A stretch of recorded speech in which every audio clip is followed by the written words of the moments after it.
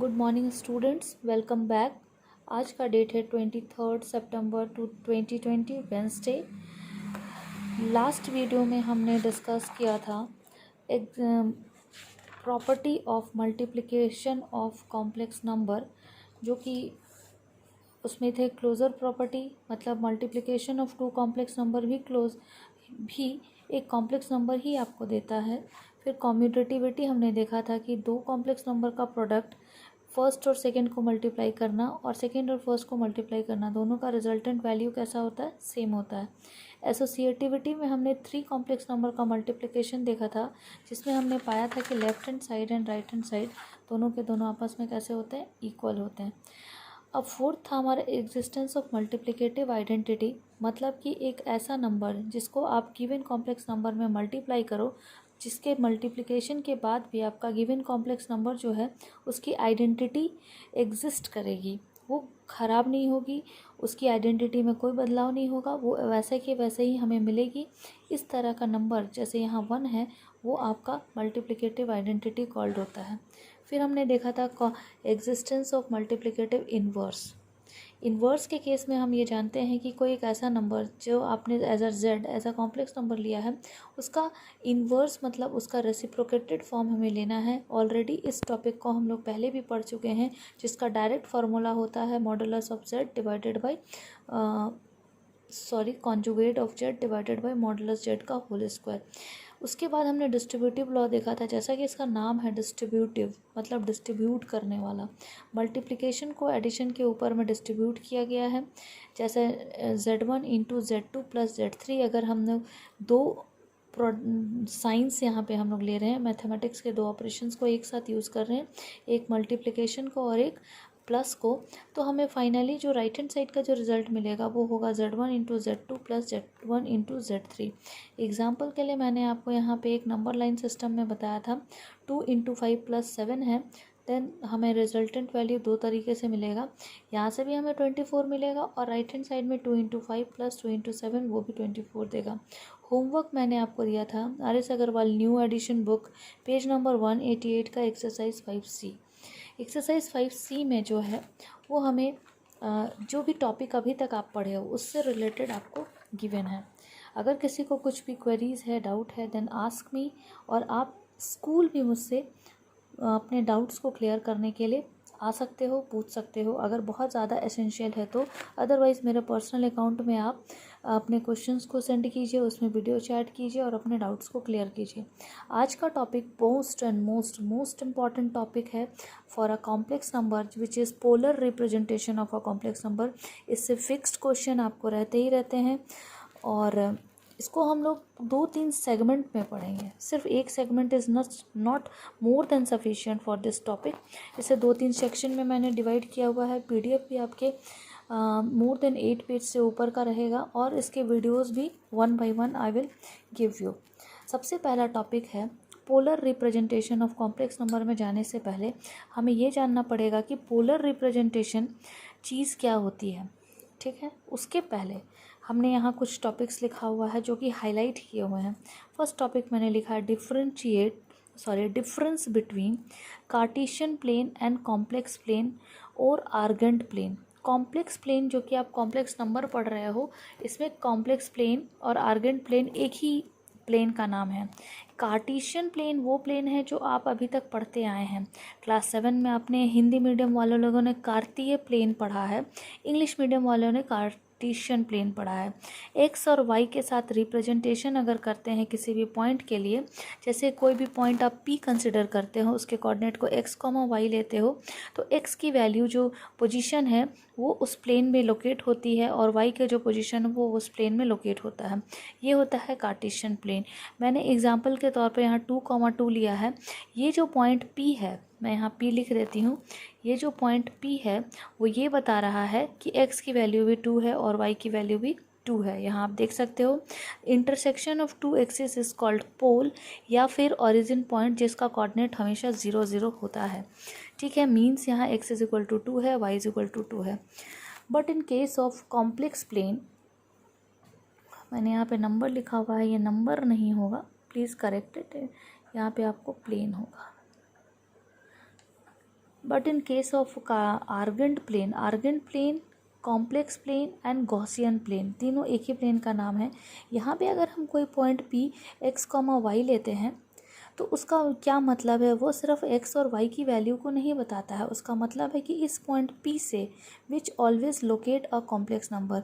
अगर हम बात कर रहे हैं कि किसी भी कॉम्प्लेक्स प्लेन में कोई एक पॉइंट P x, y है, उसका मीनिंग क्या है, देखिए, means that there is a complex number, कोई एक कॉम्प्लेक्स नंबर है जो कि इस particular point P X comma Y से एसोसिएट होता है और कितनी वैल्यू देता है, z is equal to X plus I Y. इसका ये मतलब है, अगर ये फर्स्ट क्वाड्रेंट में लाई कर रहा है मतलब z is equal to X plus I Y होगा। और अगर आपने कोई भी पॉइंट p को सॉरी थोड़ा सा हिल रहा है वीडियो, कोई भी पॉइंट P को आप अगर a कॉमा b के साथ रिप्रेजेंट करते हैं तो यहाँ पे आपका जो z कॉम्प्लेक्स नंबर होगा वो रिप्रेजेंट होगा a प्लस आई बी के साथ। मतलब कार्टेशियन प्लेन सिर्फ पॉइंट को लोकेट करता है, कार्टेशियन प्लेन सिर्फ पॉइंट को लोकेट करता है, बट एक कॉम्प्लेक्स प्लेन या गॉसियन प्लेन या आर्गेंट प्लेन, नाम तीनों के तीनों आप याद रखना, ये किसको लोकेट करता है, ऑलवेज एक कॉम्प्लेक्स नंबर को लोकेट करता है। ये शो तो कार्टेशियन प्लेन के तरह ही सिंपली दिखाई देंगे आपको एज अ कोऑर्डिनेट, बट ये हमेशा किसको रिप्रेजेंट करता है, एक कॉम्प्लेक्स नंबर को रिप्रेजेंट करता है।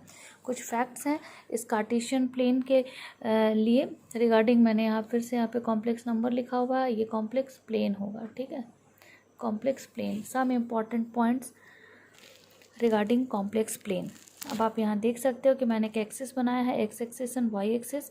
अगर हम यहाँ पे पॉइंट P लिखते हैं एक्स कॉमा वाई और इस लाइन की बात करते हैं तो x और यहाँ पे y का पॉइंट क्या होगा, 0, क्योंकि इस एक्सिस की बात कर रहे हैं जो कि एक रियल एक्सिस है। क्यों रियल एक्सिस है, क्योंकि z में x का पार्ट रियल होता है। तो जो x एक्सिस का जो लाइन होगा उसे हम कॉम्प्लेक्स प्लेन में या आर्गेंट प्लेन में क्या बोलेंगे, रियल एक्सिस बोलेंगे।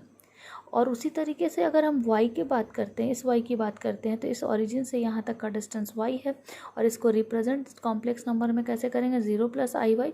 तो ये जो y एक्सिस है हमारा, ये वाला जो y एक्सिस है वो एक इमेजिनरी एक्सिस को रिप्रेजेंट कर रहा है। ये इन्फॉर्मेशन हमें देखते ही समझ में आना चाहिए कि x क्योंकि रियल पार्ट को रिप्रेजेंट करता है और आई वाई क्योंकि इमेजिनरी पार्ट को रिप्रेजेंट करता है, इसलिए x एक्सिस को कॉम्प्लेक्स प्लेन में रियल एक्सिस बोलेंगे और y एक्सिस को कॉम्प्लेक्स प्लेन में इमेजिनरी एक्सिस बोलेंगे। अब बारी आती है, एक तो ये एक्सिस के रिगार्ड में रिप्रेजेंटेशन में जो उसका नाम होता है उसको मैंने आपको बताया यहाँ पे। सेकंड मैंने लिखा है representation of a conjugate of z मतलब कॉम्प्लेक्स नंबर, कहाँ पे, कॉम्प्लेक्स प्लेन में। हम लोग कॉन्जुगेट ऑफ z ऑलरेडी पढ़ चुके हैं कि अगर हमारे पास कोई z एक नंबर है x प्लस आई वाई तो उसका कॉन्जुगेट क्या होगा, x माइनस आई वाई होगा, ये हम लोग पढ़ चुके हैं। लेकिन अगर उसको रिप्रेजेंट करते हैं तो यहाँ देखो आप, अगर इसको हम कॉम्प्लेक्स प्लेन में रिप्रेजेंट करते हैं तो वो क्या मीनिंग देता है। यहाँ देखो आप, अगर आपने पी एक्स कॉमा वाई लिया है जो कि एक कॉम्प्लेक्स नंबर फॉर्म कर रहा है z is equal to X plus I Y, तो इसका कॉन्जुगेट क्या होना चाहिए, x minus I Y. X minus I Y आपको किस क्वाड्रेंट में जाएगा, x का पॉजिटिव यानी ये वाला हिस्सा और y का नेगेटिव यानी ये वाला हिस्सा। मतलब ये वाला पॉइंट हमें मिला p of x comma Y जो आपको z इज इक्वल टू क्या दे रहा है, x माइनस आई वाई। हम यहाँ क्या देख पा रहे हैं, ठीक एग्जैक्टली उसके जहाँ पे p लोकेटेड है वहाँ पे p डैश या पी बार मैं बोल देती हूँ, पी बार उसके ठीक नीचे लोकेट हो रहा है। ये ऐसा लग रहा है कि यहाँ पे कोई एक आईना रखा हुआ है और उसका एक इमेज फॉर्म हो रहा है यहाँ पे, इसलिए इसे मैंने एक मिरर इमेज के नाम से डिनोट किया हुआ है। मैंने क्या कहा, means conjugate of a complex number z is equal to X plus I Y is equal, वो कैसा रिप्रेजेंट करता है, conjugate of z is equal to X minus I Y है, is a mirror image of the given complex number. ये representation में हमें पता चलता है कि किसी भी कॉम्प्लेक्स नंबर का कॉन्जुगेट उसका क्या होता है, एग्जैक्टली द मिरर होता है। मिरर मतलब उसकी परछाई होती है, उसका इमेज होता है, ठीक है। अब एग्जाम्पल भी मैंने यहाँ पे लिया है, z is equal to -3 + 4i का एग्जाम्पल है, -3 + 4i का अगर इसका कॉन्जुगेट निकाला जाए तो -3 - 4i होगा। अगर हम इसको लोकेट करेंगे तो आप देखोगे -3 4i जो सेकेंड क्वाड्रेंट को लाई कर रहा है -3 -4 आई आपके थर्ड क्वाड्रेंट को लाई कर रहा है। यहाँ पे आप देखो पी का पोजीशन और पी डैश का पोजीशन क्या है, एक दूसरे के ठीक अपोजिट में खड़े हैं। ऐसा लग रहा है कि पी का इमेज बन रहा है पी डैश पे, जो कि bye the help of mirror बन रहा है। हम लोग जब आईना के सामने खड़े होते हैं तो हमारी एग्जैक्टली परछाई वैसी ही दिखाई देती है जैसे कि हम दिखते हैं।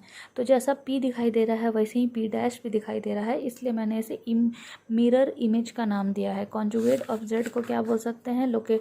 अगर हम उसे लोकेट कर रहे हैं कॉम्प्लेक्स प्लेन में तो हम उसे मिरर इमेज का नाम दे सकते हैं। अब अगर बारी आती है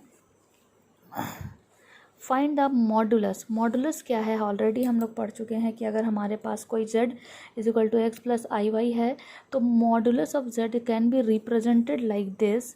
यहाँ पे बार नहीं होना चाहिए, is represented by like this. और उसको एक चीज़ आपको यहाँ पे मॉडिफिकेशन किया गया है, अगर आप पोलर फॉर्म पढ़ रहे हो तो उस मॉडुलस को, मतलब वो जो मॉडुलस ऑफ जेड है उसको हम लोग आर से रिप्रेजेंट करेंगे। Formula will be the same, √x² plus y²। अगर इसको हम लोग रिप्रेजेंट करते हैं तो आप यहाँ देखोगे कि ये फार्मूला हमें कैसे गेन होता है। अगर हमारा यहाँ पे कोई ओरिजिन पॉइंट है जिसको कि पोलर फॉर्म में हमने पोल कह दिया है और हमारा पी कोई पॉइंट x, y है उसको हमने ओरिजिन से कनेक्ट कर दिया है, तो ये जो डिस्टेंस है from the origin to the point, from the origin to the point, this distance is called r और this distance is called modulus of z। इसको हम लोग पाइथागोरस थ्योरम की हेल्प से भी निकाल सकते हैं, क्योंकि यहाँ पे हम देख रहे हैं कि ओ पी, एक और हमें नाम दे देना चाहिए, चलिए यहाँ पे क्यू, ओ पी क्यू हमारा एक राइट एंगल ट्रायंगल है और by the help of Pythagoras theorem और by the help of distance formula हमें दोनों ही केसेस में r is equal to √x² plus y² मिलेगा, जो कि एक मॉडुलस को रिप्रेजेंट कर रहा है दिए गए किसी भी कॉम्प्लेक्स नंबर के लिए। वीडियो 10 मिनट से एक्स्ट्रा चला गया है तो हम यहाँ पे थोड़ा वीडियो को पॉज करते हैं। नेक्स्ट वीडियो जल्द मैं अपलोड करूँगी इसके तुरंत बाद, अभी तक जो मैंने आपको बताया है इसके तुरंत बाद, ठीक है। Wait for the next video.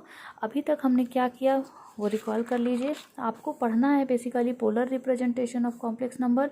उसमें सबसे पहले आपने देखा कि क्या डिफरेंस होता है किसी कार्टेशियन प्लेन का और कॉम्प्लेक्स प्लेन का। कॉम्प्लेक्स प्लेन का मैंने 3 नाम बताया आपको, एक है कॉम्प्लेक्स प्लेन, एक है गॉसियन प्लेन और दूसरा है आर्गेंट प्लेन। दोनों के बीच का डिफरेंस बताया मैंने आपको। यहाँ पे एक लोग ये जो इमेज फॉर्म हो रहा है उसमें क्या क्या इंफॉर्मेशन हमें गैदर हो रहा है वो मैंने आपको बताया। कॉन्जुगेट को कैसे रिप्रेजेंट करते हैं जब हम उसे लोकेट करते हैं तो मैंने बताया, और फिर मैंने आपको बताया है मॉडुलस के लिए। नेक्स्ट वीडियो मैं जल्द अपलोड करने वाली हूँ, वेट फॉर दैट वीडियो। अभी तक मैंने जितना बताया उसका आप नोट्स बनाइए और उसको रिकॉल करके रखिए। मेरा नेक्स्ट टॉपिक यहाँ आप देख रहे हो कि प्रिपेयर है, which is polar form of complex number है। बेसिकली हमारा मेन टॉपिक यहीं से शुरू होता है जो कि नेक्स्ट वीडियो में आने वाला है। 1 बाय 1 वी विल डिस्कस। अभी मैं एक आपको PDF भेज रही हूँ 8 पेजेस का और साथ में एक वीडियो सेंड कर रही हूँ, वहाँ तक आप प्रिपेयर करके रखिए। Thank you.